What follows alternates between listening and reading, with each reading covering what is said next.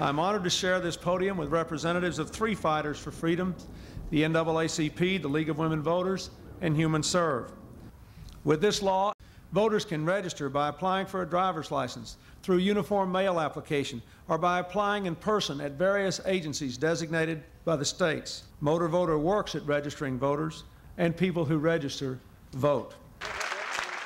You had an intense sense of partisanship that slowed things down. The first time we passed it, it wasn't taken up in the Senate. The second time we passed it, George Bush I vetoed it. It was quite an uphill battle. We used everything that we could. We, at the national level, tried to reach the national media. All of our state leagues would talk to their members of Congress, making sure that people beyond our organization knew about it and knew why it was important to them.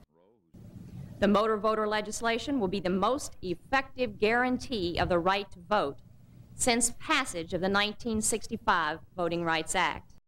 You can say organized labor supports this, that impresses some people. The U.S. Chamber of Commerce impresses other people. League support has essentially the same positive impact regardless of where you are on the political spectrum.